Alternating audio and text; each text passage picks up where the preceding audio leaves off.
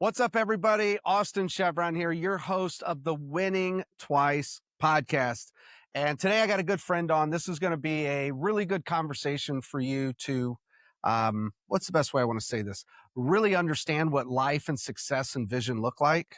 And it's going to just be two guys having a conversation just as if we were on the golf course.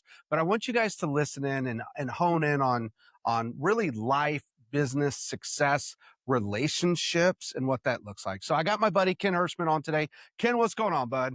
What's up? Long What's up? time no see. I got my best life shirt on. I love it. Looks great on you. Is that a schmedium? Well, no, I'm fattish. I'm just fat. So there's a friend's way of calling you fat without calling you fat, right? No, this is an extra large, Ken. Yes, no. Looks great. Looks great. Yeah. I felt like a medium when I put it on this morning, but no, it's definitely a large. Can you give everybody listening, give them your background a little bit? Who's Ken Hirschman? Yeah, great. So Ken Hirschman, I've been in real estate for about the last 12 years. Grew up in a small town about an hour north of Detroit, Romeo, Michigan, home of Kid Rock. That's his hometown. Did you know that? Oh, I didn't, but I've been listening to a lot of Kid Rock. There you go. Yeah. So grew up in Romeo, played sports all through high school, graduated from Romeo, went to Central Michigan University, got a 4-year degree there. Marketing and finance is what I studied up in Mount Pleasant. And then I transitioned to, I was a district manager for Aldi grocery stores. So it's funny, and I'm sure we'll talk about it in a little bit, but there's currently 4 Aldi former district managers that make up the leadership team of my real estate team, Best Life and Company, which is funny. Yeah. That's good. But yeah, I started in the grocery game, and I did that for 5 years. So I was in operations as a district manager, running 4 to 5 grocery stores. Did that from 22 years old to 27. Okay. Kind of hit that 5-year mark at Aldi, and always had, I liked it a lot, and it taught me how to be, it taught me a lot about leadership and being operationally sound, managing and running your own schedule. It was a very independent position where you had the freedom to choose what store you went to, or if you started at noon or 9, they didn't care. So it really taught me it felt like I was owning and running my own business. Of course, not compensated that way, but it's probably the best 5 years of experience I could have had after college. So I did that until I was about 27.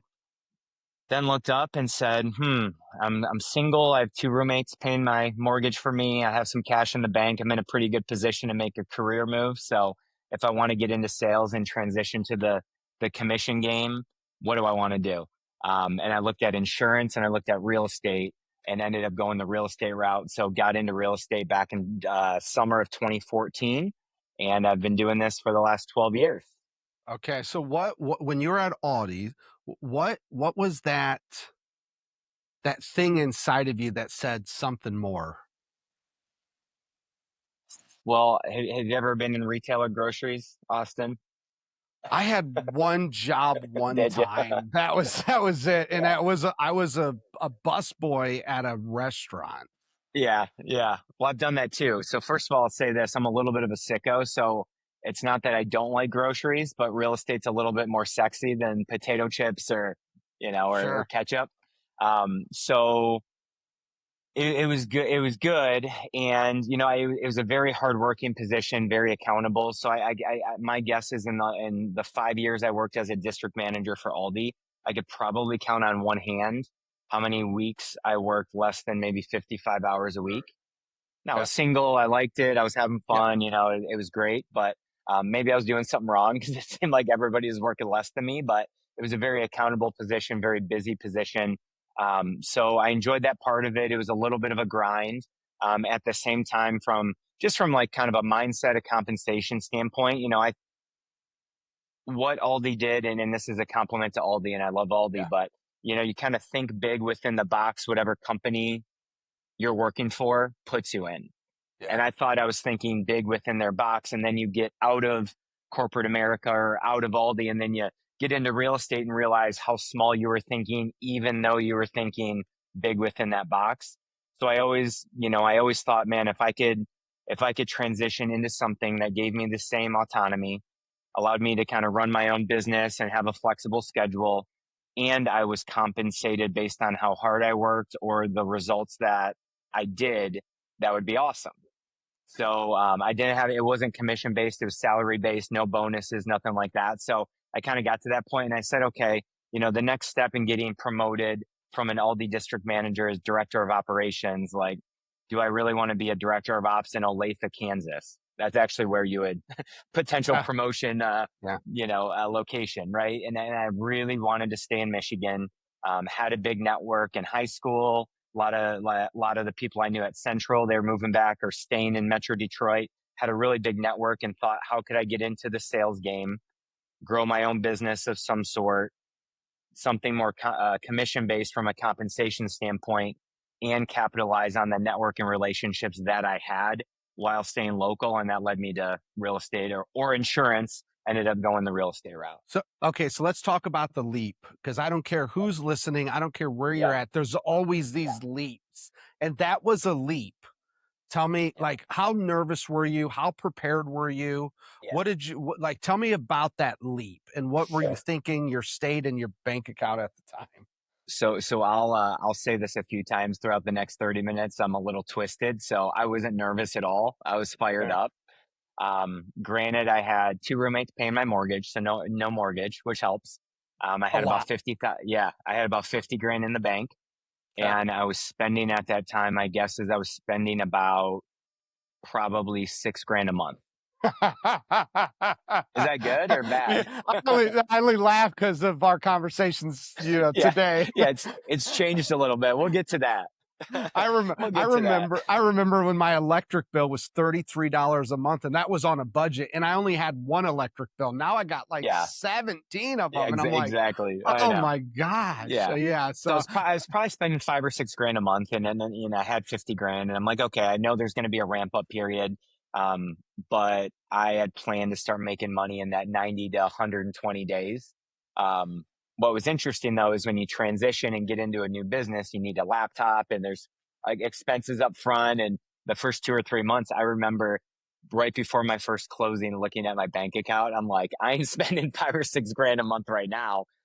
So I definitely say, when you make a move like that, you should have 4 to 6 months of expenses in preparation of not making a sale if it's commission based. But had 50 grand in the bank. It dwindled quick, but I was fired up, wasn't nervous. It was funny because I told my mom and my dad the move I was making, and they think a little bit differently. Both educated. My dad was an engineer, mom was a teacher. My dad a little conservative. bit more, yeah, but my dad a little bit more of a personality like me, and he's like, "Oh my God, you're gonna crush it! Like that's awesome! Like I love real estate. Like I'd love to get into something like that." That was my dad. And my mom, even though she supported me, she'll probably watch this. She was like, you don't need your college degree. Like, why did I help pay for school? Like, you have a great job. You're making mid six figures, like yada, yada, yada. So, kind of two different perspectives yet. The joke that I still have with my mom, and I told her this 12 years ago, I said, hey, when I'm, crushing it in real estate, just make sure you remember this conversation. So, oh, mom, we're clipping this and sending this yeah, to you. Yeah. exactly. Yeah. Yeah. Yeah. She'll get a Okay. kick out of it. Yeah. I love it. Okay, let me fast forward. Let me ask you a question. I don't know this actually, but I was wondering, when was the first time you were introduced to me? Do you remember it all or do I you? do. Yeah. So I think it was 3 years ago, 2 or 3 years ago. I think it was 3 years ago at the regional rally. You Yep. spoke at the regional EXP rally in Detroit. And then we had that We're after event where we had a in the beer or in the two and we were basement. chatting then in Yeah. the basement. Yep. Yeah. Exactly. So yeah, two Okay. or 3 years ago. Yep. Yeah, I remember, and I Yeah. remember that day. I remember talking to you and BV, and BV was having his first kid, I think, at that time, I think it was having and his first, it and, was and three we're years like, ago. yeah, we're like, Yeah. oh, bless you, buddy. Good Yeah. luck. And Wow, now, everything. and now he's a week away from number 3. Yeah, All daughters. Yeah. I remember that. What was your first impression of me? I mean, you're my buddy, so I usually should give you shit, but I mean, great, great, great speaker. Like your story was super motivating. I think I knew a little bit about you, or maybe just through the presentation, but knew you had a big team in Fort Wayne. You were at EXP, and if I recall, I forget how, I remember seeing your picture of all the rentals up on the screen, and you maybe had 20, 40, 40, 50 rentals, but You were further along than me, and like a lot of what you said, I thought that way too. So I don't know, a lot of what you said just clicked, and yeah, I mean, I thought it was great, and glad we obviously got to hang out after. Yeah. Well, so my first impression of you in that basement, and I'll break the ice here. I'm like, that's a cool fucking guy. That's what For I sure. thought. I'm like, that's a Yep. cool fucking guy. I gotta follow up with him. I don't know Mhm. where it would go, how it would go, but I'm like, I like that guy. Yep. And I share that with everybody just to say, when you meet cool people, make sure to follow up with the cool people, because there's not a lot of cool people. They're just, Yep. I hate to say it, there's just not. Yep. Now, the cool Yeah. people might be listening to this. You're like, oh, we all listen to this. Yeah. But the other 90% don't. And so when I say cool people, I mean people that are like you. When, Mhm. if, and this is going to be completely, this is going to sound weird, but I talk in analogies a lot. If I'm a giraffe in the safari and I see another giraffe, I'm like, let's go hang out with them. That would be cool. Like, they know what I know, they do what I Yep. do. Yep. And so I remember that time, and I'm big on relationships. Yep. Um, Yep. that's And how and I and, built. and I'll tell you this too, and I've said it to you before. I mean, I think the quote that you said during the presentation when I didn't know you yet, you said, in life, when you do things that are easy, life will be hard. Yep. And of course, when you do things in life that are hard, life will be easy, right? And I was like, holy shit, it's so simple, but makes complete sense, right? It's funny. Here's a pro tip for everybody. In life, what I found, the right things are always backwards from what I thought. When I think it's like, well, this is it, it's actually the opposite of that that equals what I want. And I don't know why it's that way, but I found a lot of the true things that, like, once I understand it and I become wise, it's like it's completely backwards. In life, if you do it as easy, life will be hard. I'm like, well, that seems backwards. It feels like if I do it as easy, life would be easy, right? No, no. But if I do Yep. what is hard, which is what none of us want to do, if I do what is hard, life will become easy. And the word become right there is a tricky word, because I thought life will be easy. I'm like, okay, God, I did what was hard. Where's the easy? Oh, become. Mhm. I didn't tell you if it was a day, a week, a month, a year, a decade. I didn't tell you how long it would take. And I'm like, but I Mhm. want it now. Yep. And yeah, it's one of my favorite quotes. Les Brown said that. And I have that. I have put it on the back of my business cards one year, Ken. And I always ask myself, like, what's the hard thing to do right now? Because, see, people like me and you say you're wired different. You know why you're wired Mhm. different? Because you do what's hard. Sure. You choose what's hard. You were working 50 some hours a week at the grocery store. Other people weren't. And you said it felt like I was working more. You were. They Right. weren't. You Yep. were doing what was hard. And now people look at you today like, oh, this guy's just crushing it. Oh, you have no clue. Right. Yep. Yep. Yep. You have no Yep. clue. So Yep. so let's transition to Best Life now. Tell us Yeah. all about Best Life and Company. What is it? Yeah. Where are So you located? All of it. sure. So yeah. So like I said, I got into real estate 12 years ago. Had the benefit of joining a really small team when teams were not as prevalent, nowhere Mm. near. I mean, I was at Keller Williams, so you had the Heil team. He was a $50 million team. Glover's team was growing, and there were some other teams, and most of them were coming out of Keller Williams. So I joined a team at the time. They were at 5, 6 agents. Eventually became one of the owners of that team and spent 2.5 years learning while simultaneously growing that.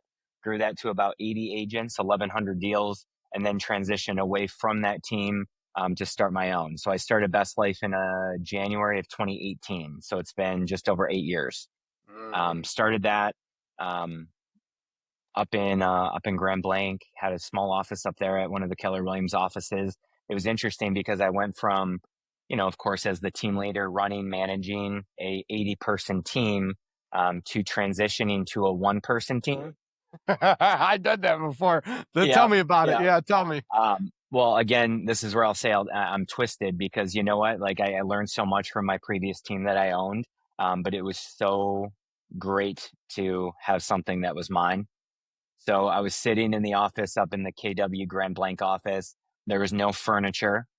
I was sitting on the floor Indian style on the MLS looking at properties for my first buyer on my own team with just me. And I'm like, literally, this is what heaven feels like. It was awesome. So, got back into the swing of things, building my pipeline like everyone else in real estate, making calls, showing houses like crazy, working 7 days a week. I told my wife at the time, We just got married in late 2017. This is 3, 4, 5 months after we had got married, and we had of course spoken about potentially making this move. When I did, and I said, I need you to give me 6 months. I have to say yes to everything in the business. And then, of course, life will be easier and I can say no more. But right now, I have to say yes to everything, every showing, every Sunday, every listing appointment, everything in between. So I had great support from her to be able to do that. So started showing houses 7 days a week, started working buyers and sellers. And then about a month or two in, at the time I was being coached by Jason Abrams. He was my business coach. And I had said, dude, I can't be in 4 places at once showing houses. I was at that point in Yeah. February, March when my pipeline was really growing and I was trying to show 3, 4 buyers a night. And he said, well, you know what? I got a friend or an agent that was on my former team and she went on her own. Her business is a little slow. I'm sure she'd love to make 25 or 30 bucks a house showing houses for you. So hired my first hire, which was Laura Rockymore, who's still with me today.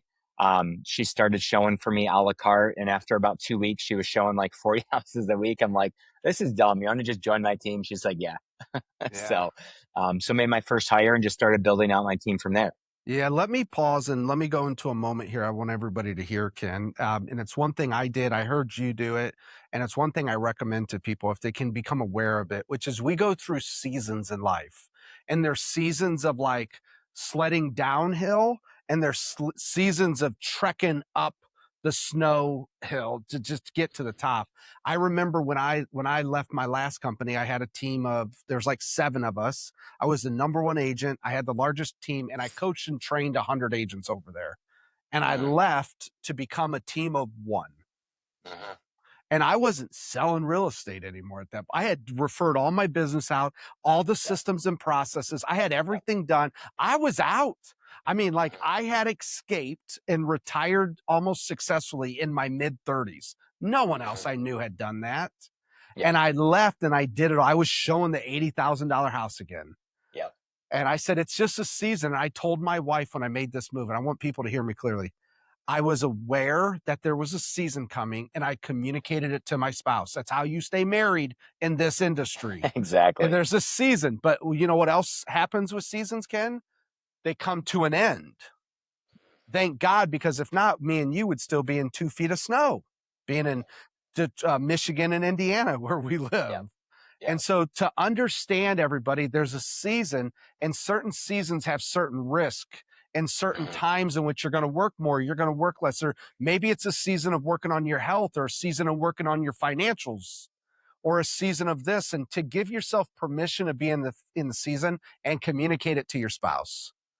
So I just want them to hear that, because a lot of times I come in and I fix this mess of I didn't know there was any seasons and I'm just all in one season. It's like you gotta play with this.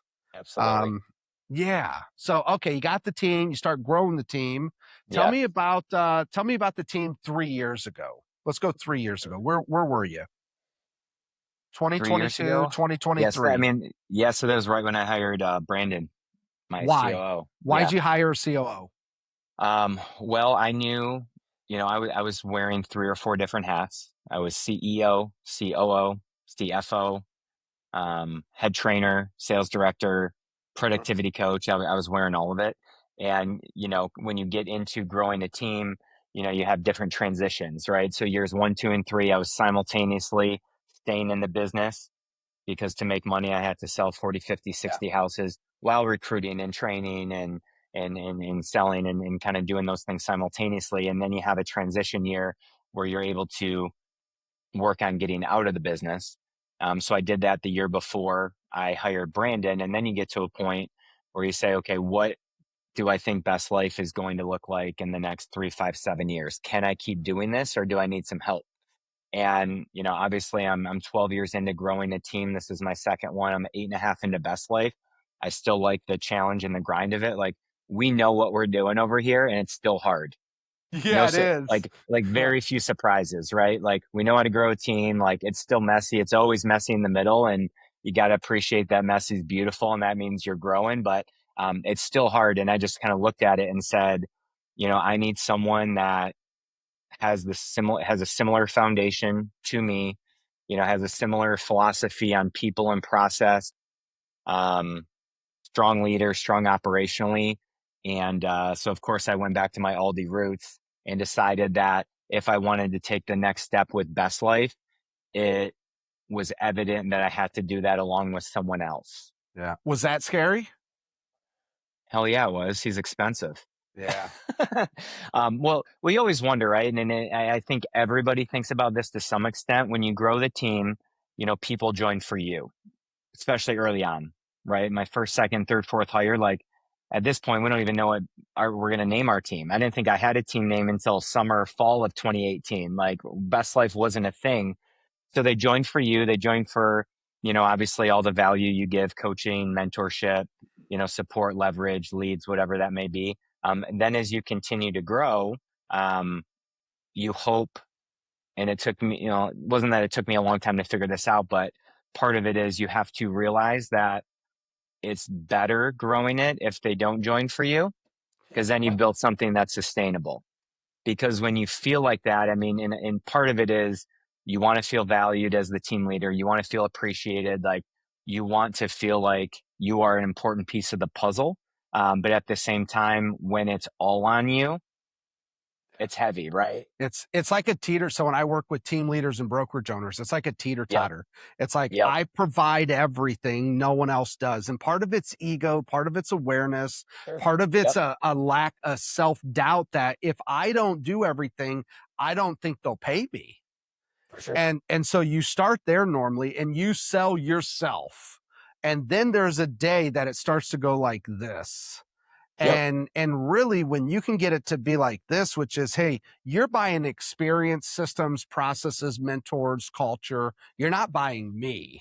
Yep. And if you're buying me, you don't want to buy this. This is don't Yep. do it for me. But Yep. it takes time and they gotta, it's like, how did they learn that? And I'm not asking a question, but like that's how does a team leader or brokerage owner learn sooner than later that if you build it all on you, the shit's gonna come crumbling down? Yeah. And you're going to be like, Yeah, yeah, and I don't know that answer. I think I got to a point where I was so maxed out wearing 4 or 5 different hats and realized I kind of looking back, not sure I thought of it this way, but I kind of realized that if I was my own boss, I would fire myself in like 3 or 4 of those hats. So even though I thought because it was me, I was doing it at the level we needed, we were better off, yeah. Well, spreading out the workload and enjoy hiring some people to help. Right. well, it goes back to vision. If the vision's to Yeah. grow, then it's like, well, I got to do this in time. One of my Tony Robbins taught me this. My massive action question is this something that I'm going to do in time? And then if I know it is, and then my next question is, and hear me clearly, is this something I'm going to do in time? Then the next question is why not now? And it puts me right in the moment right now. And there's reasons why not right now, but most of us have little reasons why not now other than procrastination or bullshit in our head. And it's like, well, I guess I could, if I'm going to do it, I guess I could do it right now. And it's like, okay, if I know I'm going to hire, if I know I'm going to grow, because I got my throttle down, then why don't I do it now? Well, I'm not ready. I don't have the systems. I don't have the processes. I don't have the money. Okay, well then go get that shit. Let's do it in 3 months and then let's go. And it's amazing how that works. So BV comes in 3 years ago. We get connected. You came into my life as a client through the Teams program. Yeah. And so you said, hey, BV, here's another model that's working, which is exactly funny why I came up to Detroit in the first place was to study models. And I just had a weird model that I didn't see anybody else have. And I'm like, that's either something really good or really bad, Ken. Yeah. I mean, it's either really good. I hired a bookkeeper at one point. She worked with 780 other real estate teams across the country. This is why I hired her. When she looked at my book, she's like, I've never seen anything like this. And I'm like, fuck, this is either really good or really bad. I don't know, but I have faith my numbers are right. I know my numbers. I'm a numbers guy. She told me 2 years later after I hired her, she goes, oh my God, Austin, it's working. And I said, Kristen, you doubted me this whole time? I told you I knew what I was doing. I just needed 2 years. I needed to hit this metrics to get here. So I'm just laughing to say, okay, going back to systems and processes, we put BV through the teams training program, which is essentially how we built the Chevron group, culture, expectation, all those things. What one thing do you remember him pulling out of that, or you pulling out of it too? Yeah, I mean, I think the one thing that comes to mind that's just works so well with our team is the run rest cycle. Uh, I mean, it's not uh, super complex, but we realize, it's all about sustainability and the run rest cycle. I mean, if you, for those of you listening that don't know, right? I mean, we have a morning call every day from 8:30 to 9 a.m. Monday through Friday. And then we have coachings every other week. So the weeks are filled with coachings and morning calls, and they're pretty busy. So about every, what is it, maybe 6 to 10 weeks, depending on how it goes, maybe every 6 to 8 weeks, we have a rest week where we have no coachings, no mandatory in office accountability. how does Yep. that feel? No morning calls. It's my favorite 8 weeks of the year personally. You know what? It's your team's favorite week too. I guarantee it. I guarantee it. And that just, I felt like we always, there's not really an intensity with our team, but we're high producers and high achievers, and Oh, yeah. we push pretty hard without us realizing we push pretty hard. And there's always something to look forward to. And I think that's just a key concept, is always having something to look forward to. And it motivates you to grind it out for the last week or two as you get into the rest week. So that's just something that's simple. But from a calendar standpoint, we put out our annual calendar in December of the year prior. So people, they see the rest weeks and they schedule appointments and vacations, and sometimes they use it to get ahead in their business or do their taxes, whatever. But I know everybody looks forward to it. And I really feel like that's taken a little bit of the load off our team. Everyone can kind of take a deep breath every month or two. For someone first hearing that, and Ken, you'll do 1,000 transactions this year, give or take. 1100. 1100. Yeah, 1100. Yep. Yeah, so we're not playing small, everybody. And the reason I share that with you is, I want when you listen to this, I want it to be put into perspective that people kept asking me, "Hey, Austin, how are you?" We had 25 agents doing 500 some transactions, all referral sphere based, which is just it's different, okay? Mhm. And they're like, "How are you guys doing that?" And the answer to me was always this: "Oh, we take a week off a month." That was my answer. And they're like, "No, you don't. You're not understanding what I'm asking you." I'm like, "No, you're not understanding what I'm telling I'm you. telling you. Yeah, you're looking for some answer that doesn't exist." They're like, "Well, how would Yep. that?" And so what it was is like, I kick your ass working 3 weeks a month where you work 4. Oh, and by the way, we're happier, healthier. And they're like, "Well, how would that make sense?" And it's like, well, it's because there's an intensity those 3 weeks. So for us, we would go 3 on, 1 off. I'm hearing from you 6, 7 on, 1 off. Whatever Yep. that is for you, it's the concepts that's right. Yep.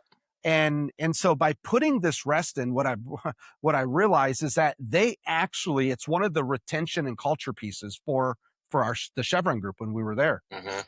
It's a retention. They love it. And here's the other part. They actually pay me more to rest. They're like, "Huh? They would pay me more to have this than if I didn't," which seems ass backwards. By Mhm. the way, Ken, I want to be here more often knowing I have a week of rest. Absolutely. I'm like, this is just it's an absolutely amazing thing. It's funny when Glenn Sanford heard about that. I was sitting at a table with him and he started talking with a guy named Naveen who owns Viome. And he started saying rest week. And when he started saying that, I'm like, I might have to trademark this shit. And then I heard Brian Buffini, who taught me about the calendar. He starts talking about rest week. I'm like, you never talked about rest week over 13 years when I was your client. Now you're talking about a rest week. And he was the one that taught me the concept. And for whoever's listening, once again, it's backwards. If you want to do more, you want to produce more, you want to lead your people better, give them a break, teach them how to have a break, teach them how to be a human. Yep. So never would have guessed you would have said that, by the way, even though it is one of the most valuable, never, because Yeah. people don't pick up on it normally. Yeah. Yeah. I So mean, it's changed a lot positively for our team. yeah. It's been awesome. I Yep. bet your retention and your happiness and the human part of your best life and company, I bet it has Yeah. gone up since you've done that.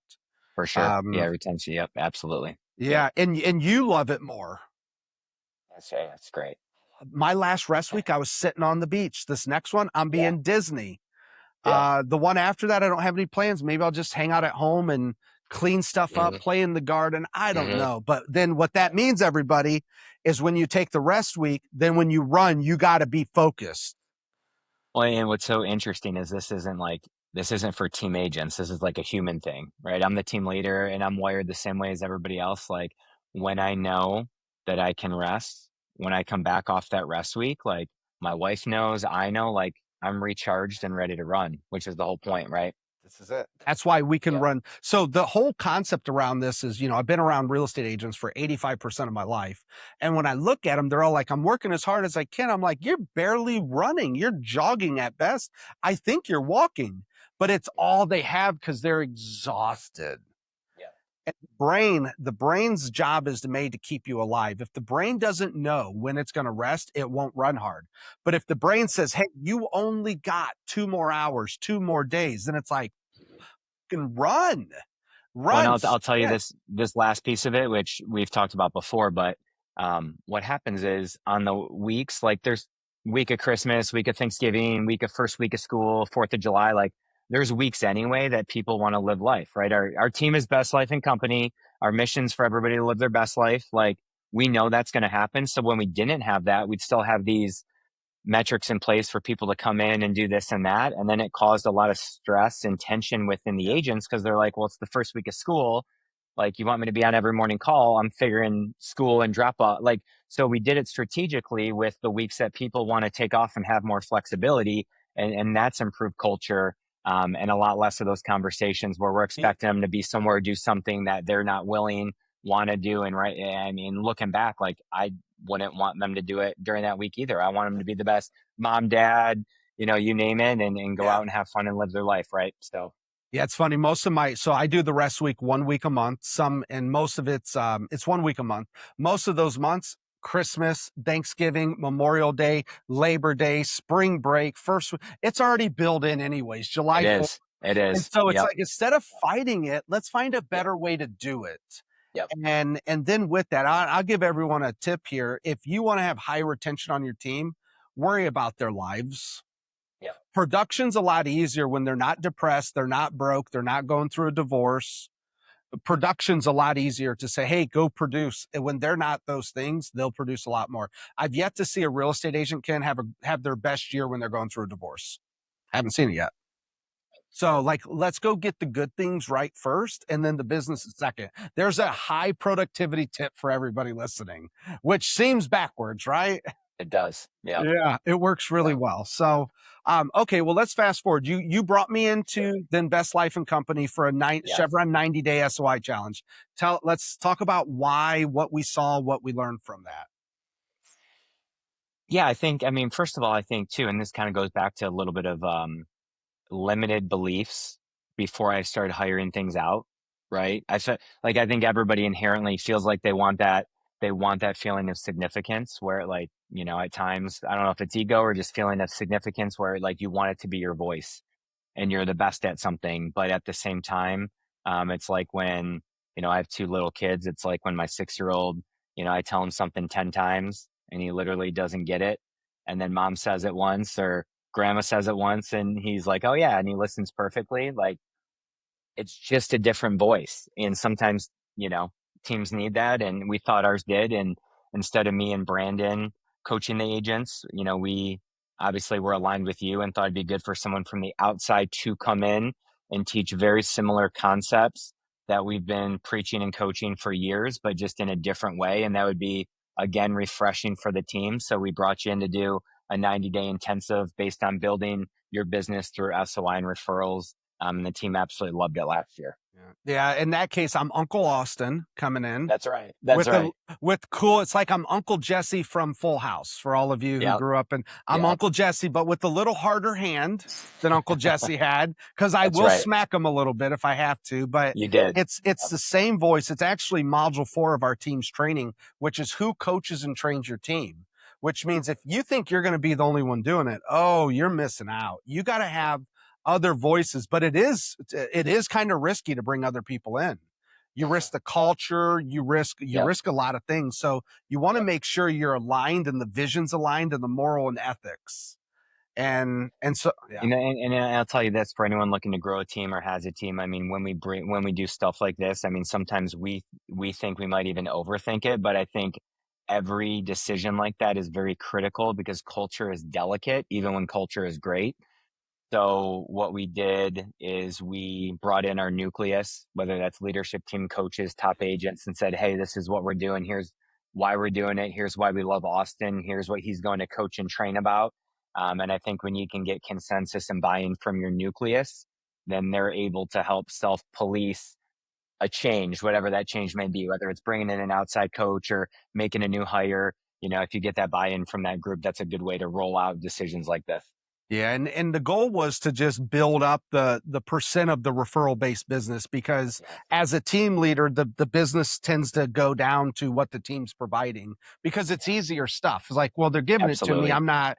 And what's really cool, Ken, is I believe we found, and this is normally true with all the teams I do this with, when I first come in, there's a pile of business just sitting there waiting for them all, but they never get it because they don't do the work. And so right out of the gate, we go grab this pile of business. I don't know, it depends on how big everybody's teams is, but it's anywhere from tens of thousands to hundreds of thousands of dollars of commission just sitting right there. And we go in and we grab it. But the ultimate goal is to hopefully change the behavior, change the thinking and the behavior. And I remember you saying, and I personally thought your number was high, but I asked you, I go, what do you think that did for the team? And you said, I think each agent got about 2 more deals a month. If they implemented this and they did it, they could grab a couple more a month. So hopefully you saw something still from that today and you were able to implement some of those pieces that are there. Cause I know it's a culture change. Well, I think the biggest thing is, we were communicating with our SOI to a decent level. We were keeping in touch with our clients to a decent level, but we didn't feel like we had the right mindset, whether or not we felt like we earned the right to ask for referrals, or it was just top of mind during all the conversations we were having. I think that was probably the one key takeaway is you made people see that it's okay to ask. Here's how to ask. You've earned the right to ask. And I think you used an analogy of if your doctor called you once or twice a year, and they didn't say, how are you doing? How are you feeling? Like that would be weird. So why would you not call your clients as their realtor and say, how's the house? How's life? Is there anything real estate wise I can help you with? Any questions you have? It like, I looked at that and I'm like, yeah, it would be very weird if Dr. Craig up in Washington Township didn't ask me how I was feeling. He's my doctor.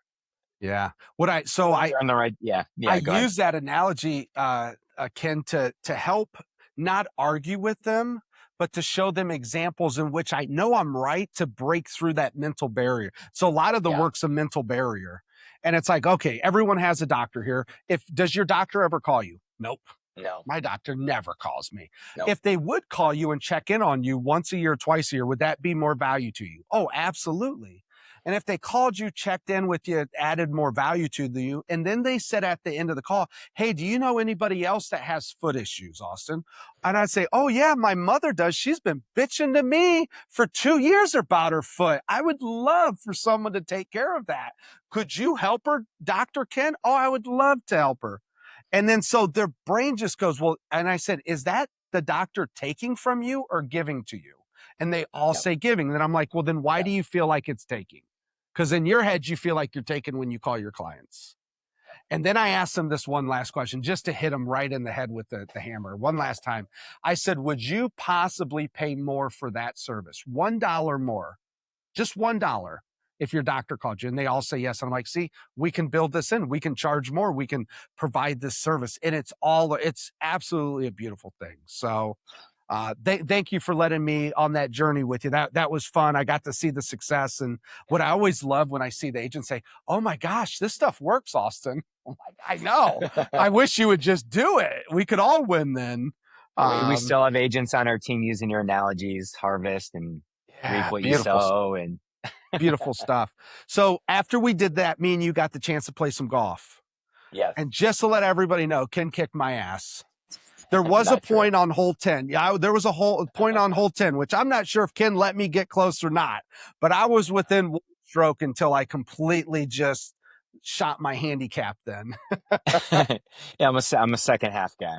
Yeah, it showed. You made me nervous. It showed. Yeah, I hit 3 balls in the water, then Ken starts making them. So it was fun to play golf with you, and we got a golf date this year, and we added something to it. Do you remember what we added? Golf date. You know what? Let's see. What did we add to this? High stakes betting? I forget. Nope, I didn't forget.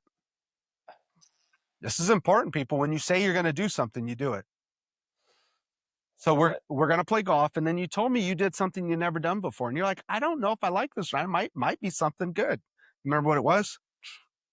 Oh, we're gonna go fishing. We're going to go fishing together this year. We're going to go golf, and we're going to go fishing. And so we're going to get to go have some fun. And it's funny. Can you show everybody? I saw you had the book there. Show everybody what I wrote in the book.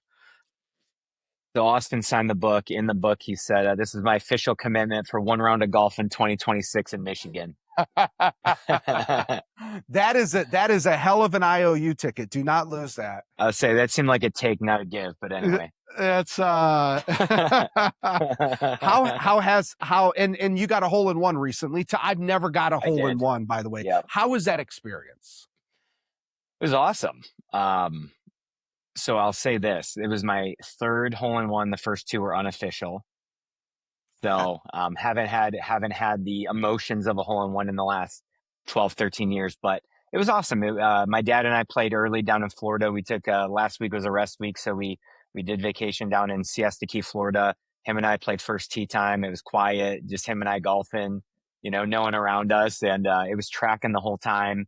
And then it hit about 2 feet in front, hit the pin, and then dropped right in. And I looked at him. I'm like, holy shit, that just went in. So you got to see it. Yeah, we both got to see it. Yeah. How cool. And you got it with your dad?